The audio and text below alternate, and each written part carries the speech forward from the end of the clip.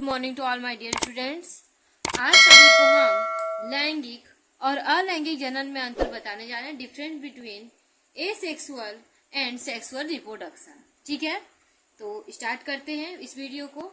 अलैंगिक और लैंगिक दो कॉलम बना लेते हैं। ठीक है, अलैंगिक में स्टार्ट करते हैं। अलैंगिक द्वारा शरीर का कोई भाग या इससे बनी हुई विशिष्ट संरचना नई जीव का निर्माण करती है। देखिए, जो अलैंगिक जनन होता है इसके फलस्वरूप क्या होता है कि किसी नए जीव का फॉर्मेशन होता है।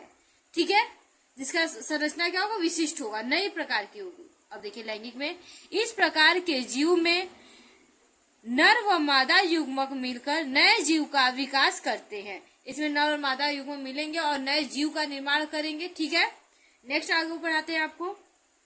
अलैंगिक जनन में विखंडन, मुकुलन, द्विविभाजन, बीजाणु जनन इत्यादि विधियों द्वारा होता है। देखिए, अलैंगिक जनन किसके द्वारा, विखंडन के द्वारा हो सकता है, मुकुलन के द्वारा हो सकता है, द्विविभाजन के द्वारा हो सकता है, बीजाणु जनन के द्वारा हो सकता है। अब हम लोग लैंगिक पढ़ेंगे।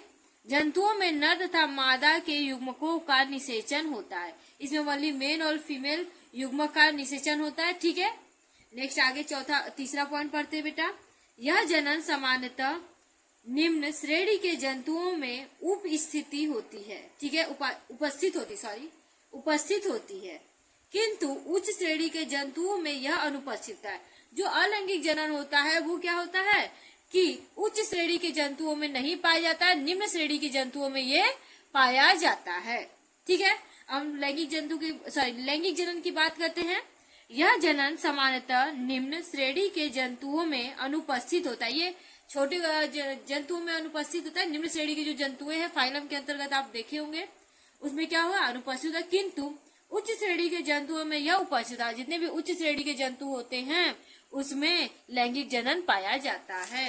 नेक्स्ट बेटा, चौथा पॉइंट, इसी एग्जाम्पल की बात करें तो इसमें एग्जाम्पल क्या आएगा, अलैंगिक जनन का example east, hydra, planaria, Chlamydomonas इत्यादि। ये सभी किसके, अलैंगिक जनन इन सभी में पाया जाता है। ठीक है, अब हम लैंगिक जनन वाले का एग्जाम्पल देखते बेटा। सभी उच्च श्रेणी के जंतु जैसे कुत्ता, बिल्ली, खरगोश, मनुष्य इत्यादि, ये सभी में क्या होता है, लैंगिक जनन पाया जाता है।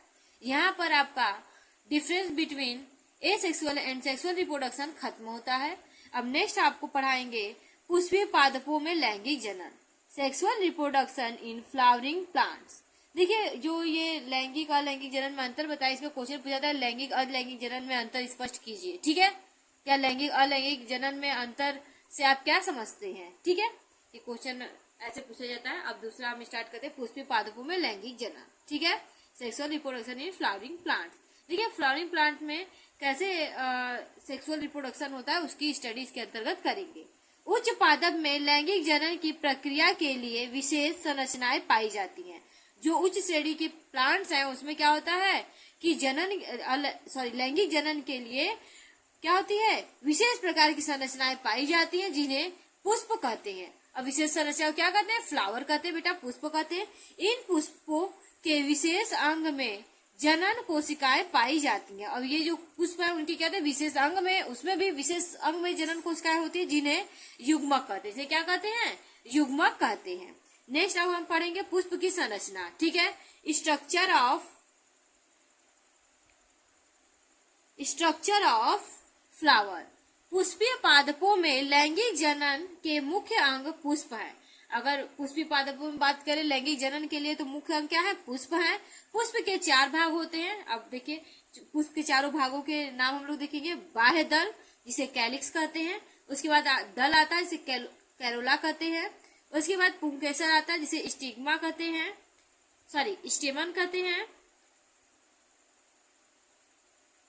और नेक्स्ट आता है स्त्री केसर जिसे हम क्या कहते हैं, पेस्टिल कहते हैं। ठीक है, अब नेक्स्ट हम पढ़ते हैं, इसके आगे एक नोट है बहुत छोटा सा, ये इसमें 2 बाह्य दल पुंज तथा दल पुंज के सहायक अंग हैं।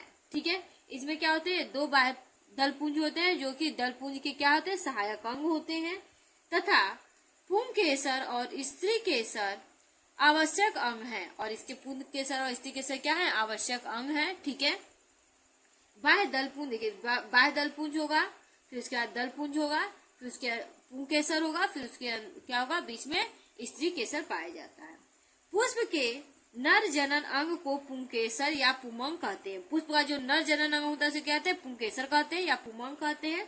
तथा पुष्प के स्त्री जनन अंग को स्त्री केसर या जायांग कहते हैं। ठीक है, पुष्प की जो स्त्री केसर वाली पार्ट होती है यानी कि स्त्री जनन अंग होते हैं उसे स्त्री केसर या फिर जायांग कहा जाता है। अब देखिए बहुत ही इंपॉर्टेंट ये स्ट्रक्चर है, बोर्ड में पूछा गया स्ट्रक्चर है, इसको देखिए structure of flower in LS section. ठीक है, पुष्प की अनुप्रस्थ काट का ये सेक्शन है बेटा। देखिए अनुप्रस्थ काट काटने के बाद उसमें क्या दिखेगी, पहले सबसे पहले बाह्य दल दिख जाएगी, दल पुंज, फिर उसके अंदर दल पुंज जो कि कलरफुल होते हैं, फिर उसके अंदर तंतुएं होंगी, तंतुओं में क्या होगा, ऊपर क्या होगी, परागकोश होंगे। ठीक है, बीच में देखिए ये स्त्री केसर है पूरा, अगर पूरा बात करें तो ये क्या है, स्त्री केसर है या जायांग है, जिसमें क्या आता है, सबसे ऊपर वाली पार्ट क्या आता है, वर्तिकाग्र होता है। फिर उसके बाद बात करें तो वर्तिका होता है, बीच वाला पार्ट जो होता है, ठीक है, वर्तिका होता है। उसके अंदर की बात करें तो उसमें अंडाशय होता है। ठीक है, और उसमें भी अंदर बात करें तो उसमें अंडाणु होते हैं। ये सारे स्त्री केसर हैं। ओके, नेक्स्ट अब हम पढ़ेंगे जननांग के आधार पर पुष्प दो प्रकार के होते हैं। अगर जननांग की बात करें तो उसके आधार पर पुष्प कितने प्रकार के होते हैं, दो प्रकार के होते हैं। पहला है एक लिंगी पुष्प और दूसरा है उभय लिंगी पुष्प। ठीक है, तो अब हम पढ़ेंगे एक लिंगी पुष्प, यूनिसेक्सुअल फ्लावर। ठीक है, जब पुष्प में पुंकेसर या स्त्री केसर में से कोई एक जननांग उपस्थित होता है तो पुष्प एक लिंगी कहलाता है। देखिए अब देखिए मेल या फीमेल कोई दोनों में से क्या होगा, एक होगा। देखिए यहाँ पे लिखा है ना, जब पुष्प में पुंकेसर या स्त्री केसर में से कोई एक, पुंकेसर हो या स्त्री केसर, उसमें से कोई एक उपस्थित होगा तो वो क्या होगा, एक लिंगी पुष्प कहलाएगा। जैसे पपीता का पुष्प एक लिंगी होता है, तरबूज का एक लिंगी होता है, ऐसे ही बहुत सारे होते हैं इत्यादि इसी लिख दिए हैं। ठीक है, एग्जाम्पल देख लीजिए।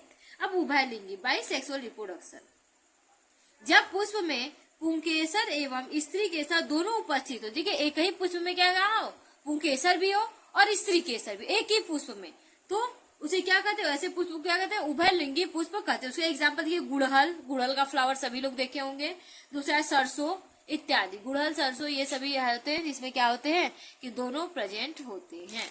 ठीक है, नेक्स्ट आप पढ़ेंगे, एक नोट है बहुत प्यारा सा, इसको देखते हैं।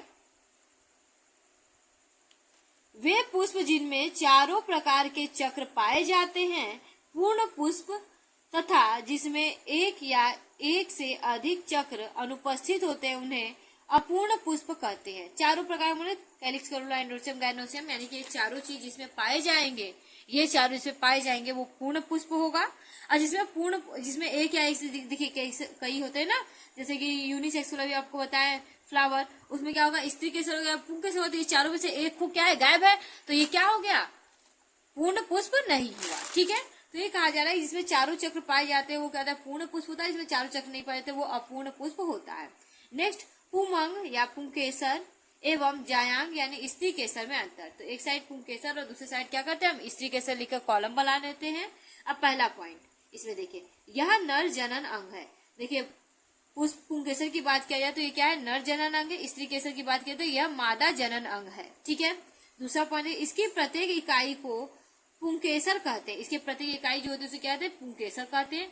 और स्त्री केसर के देखिए इसमें प्रत्येक इकाई को स्त्री केसर कहते हैं। ठीक है, इसके बाद थर्ड और लास्ट पॉइंट देखते हैं इसका, पुंकेसर का अगला फूला हुआ भाग परागकोश कहलाता है, जिसमें नर परागकण रहते हैं। देखिए फूला हुआ पार्ट जो होता है उसका वो क्या होता है, आगे की ओर होता है। देखिए यहाँ पर लिखा है ना कि अगला फूला हुआ भाग क्या होता है, भाग परागकोश कहलाता है। अगला फूला हुआ भाग जैसे कि यहाँ पे आपको दिखाए हैं, यहाँ पे देखेंगे आप फ्लावर में, तो देखिए यहाँ पे फूला हुआ पार्ट है ना, यहाँ फूला हुआ पार्ट है, तो ये क्या कहलाता है, ये कहलाता है परागकोश। ठीक है, उसके कट करेंगे तो उसमें छोटे छोटे दाने पाए तो उसे क्या कहते हैं, परागकण कहते हैं।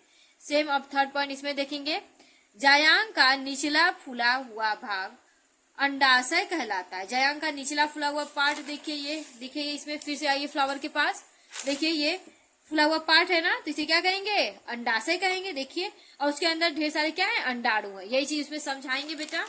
देखिए,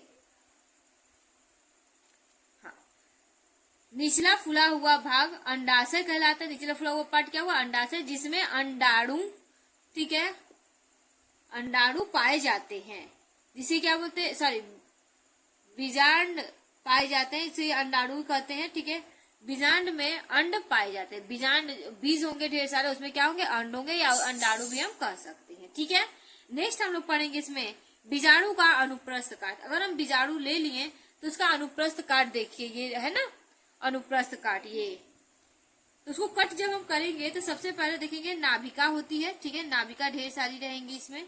अब उसके अंदर देखेंगे तो निभाग होता है। ठीक है, निभाग देखिए बहुत सारे षष्ठकोणीय संरचना इसे निभाग कहते हैं। उसमें कई सारे ऐसे फोल्डेड स्ट्रक्चर होते हैं, इसे प्रतिमुखी कोशिका कहते हैं। उसके अगर अंदर की बात करें, जो सर्कल है उसमें क्या होते हैं, द्वितीयक, ये द्वितीयक अंडाणु होते हैं। ऐसे ये क्या है, ये भ्रूण कोश है। ठीक है, ये पूरा क्या है, भ्रूण कोश है। इसमें बीजांड काय होता है, बीजांड काय इसके ऊपर वाला, ठीक है, स्ट्रक्चर जो इसे क्या है सेपरेट कर रहा है। फिर इसमें क्या अंदर की बात करें तो इसमें एक क्या होता है, अंड कोशिका होती है, और दो क्या होता है, सहायक कोशिकाएं पाई जाती हैं। ठीक है, अब देखिए, जिस प्रकार हम अंडाणु का अनुप्रस्थ काट पढ़े, उसी प्रकार हम अब परागकण का अनुप्रस्थ काट पढ़ेंगे। ठीक है, स्टार्ट करते हैं। तब परागकण की अगर हम अनुप्रस्थ काट देखें तो इसमें सबसे अंदर क्या होता है, मध्य भित्ति होती है। ठीक है, मध्य भित्ति, ये देखिए मोटी सी भित्ति, जिससे क्या होता है, सुरक्षा प्रदान करता है। बीच में संवहन बंडल होता है। ठीक है, संवहन बंडल आपको दिख रहे हैं। इधर अंतःभित्ति, मध्य भित्ति के अंदर क्या होता है, अंतःभित्ति होता है। ठीक है, अंतःभित्ति, अंतःभित्ति के अंदर देखिए परागकण होते हैं ढेर सारे ना, और उसी परागकण से क्या होता है, वही परागकण मेन रिक्वायरमेंट होता है, जो कि मेन पुंकेसर का मेन पार्ट होता है। ठीक है, अब देखिए ढेर सारे क्या है, वलय कोशिकाएं होती है, जो कि इसको न्यूट्रिशन देने में सहायक होती हैं। और इसके बाहरी लेयर को क्या कहते हैं, बाह्य त्वचा कहा जाता है। ठीक है, हम पढ़ेंगे निषेचन नेक्स्ट वीडियो में। ठीक है, अब यहाँ पे वीडियो समाप्त करते हैं। आशा करते हैं कि आप सभी लोग को समझ में आई होगी। Okay, thank you.